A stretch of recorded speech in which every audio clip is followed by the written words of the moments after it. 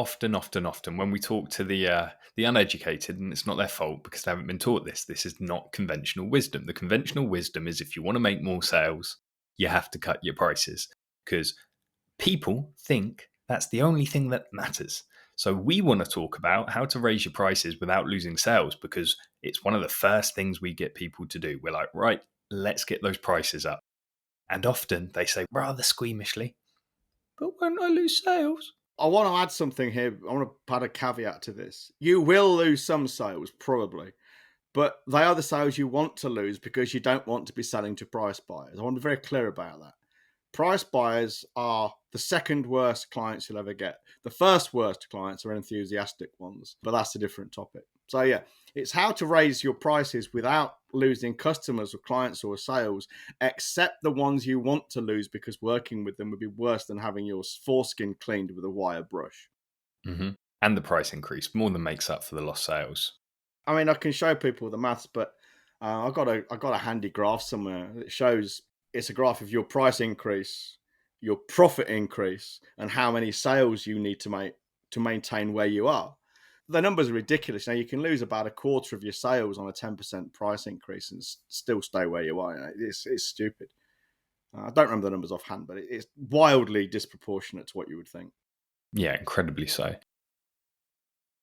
Something that people fail to realize is, especially when you start working with us and you put your prices up, you're probably going to maintain that same sales rate because you introduced a proper choreographed sales process from lead generation to sale. You stop winging it, where beforehand, every step of the way, you get an ad hoc referrals, you get an ad hoc leads from your website. There's no systemized way of generating those leads with properly designed lead magnets that properly call out the exact sort of person that you're looking for. Then we get you to introduce all of this email nurturing. Then all of a sudden you've got scripts for every sales point, every touch sales point. My God, people are going to be more than happy to pay the higher prices when they go through such a delicate, well choreographed process. And even before we do that, we just get you to increase your prices. Because what you fail to understand is, bearing in mind what Connor's just said, this is all predicated on selling to the right people. Well, the right person for your product or service isn't going to quibble at 10% increase in price. If they are, you're not aiming it at the right person, or you're aiming it in the wrong way. Good example, I always use this because it's a really good one, is my eyes. Okay, they charged me, it was basically €8,000, including the hospital stay for my eyes, because I was going blind. Right now, I've got better than 20/20 vision. Well, they charged me $8,000. If they'd have charged me 8,800, do you think I would have said, "Oh no, that €800 is a showstopper"? I'll sit in the dark, thanks very much, forever.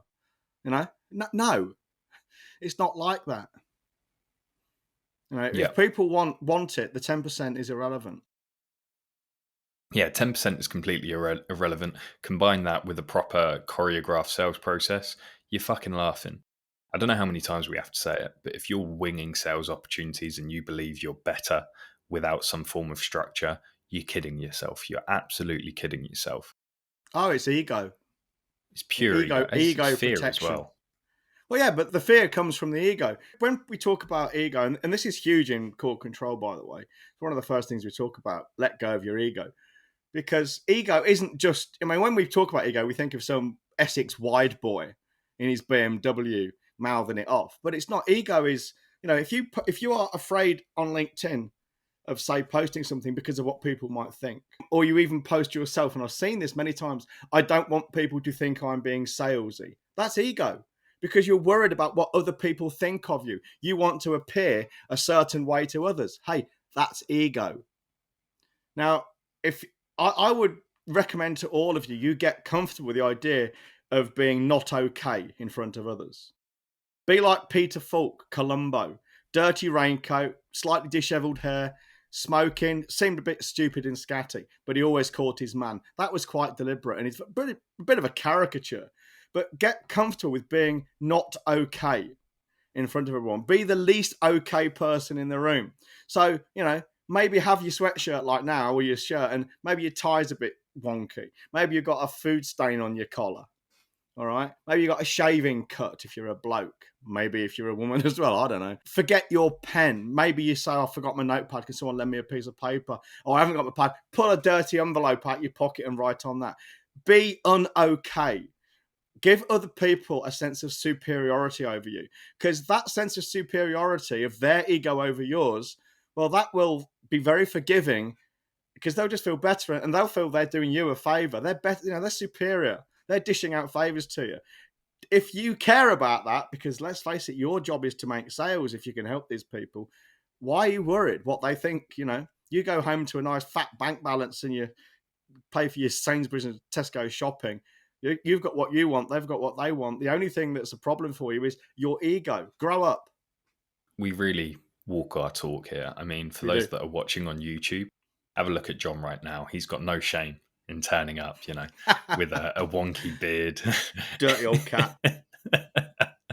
With a wonky He's still what? a wonky beard. You shave it My wonky on beard is purpose, not don't you? wonky. Is it? I thought you did it like that on purpose. Like what? Wonky. It's not wonky, is it? No. This is the great thing about being autistic. Here's the great thing about being autistic. I can't tell if people are winding me up or not. Oh, it's not wonky. Not wonky. Just a good little wind up. One of the other things you'll learn as well, when you put your prices up, you start putting together these choreographed sales processes from lead to sale. You can actually see what's fucking working and what's not working. Too many people are too scared to get out there and market themselves and actually then measure the effectiveness of their market. So they much rather, I'd much rather, just get referrals and Wing it.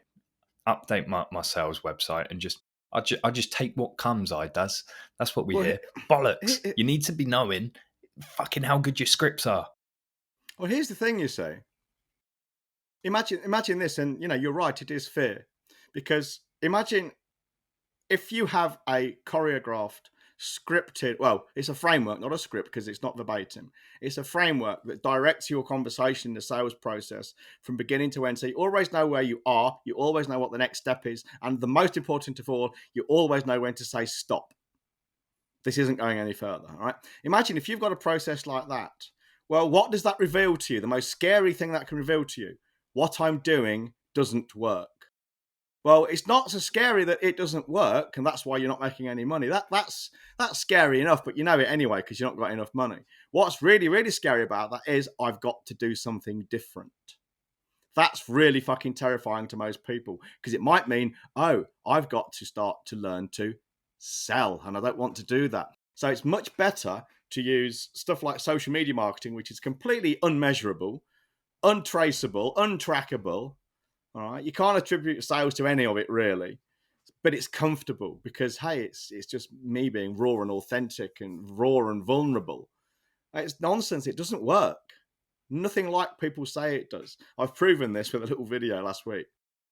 Also, again, back to the ego, is if you and everyone should be doing this, little spreadsheet just of all your touch points with all your prospects, when you have your sales meeting with them, and did you close them? That will give you your close percentage. It will show you how well you move people from being a lead into actually having a sales conversation. So this many people put their hands up and I managed to get this many into a sales conversation. That gives you a percentage. That's essentially almost a score out of 100 on how efficient you are. And then from that, you have you've got them in the sales meeting. You have the sales meeting. Did you close them? That then gives you another number. People are scared of that number. They're terrified of seeing that 10% and revealing how bad they actually are at sales. They don't want to realize that I've got to talk to 10 people to make a sale. So that means I really need to tighten something up somewhere and make this system a little bit more efficient because they enjoy talking to people. It's the confusion of activity and achievement all over again, isn't it? It is. I remember talking to a bloke a little while ago. He actually joined us, but he was telling me on the one hand, yeah, if my conversion rate when I sit in front of a client is about 30 or 40%.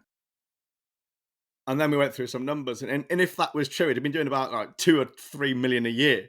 And I said, but that doesn't, these two things don't match up.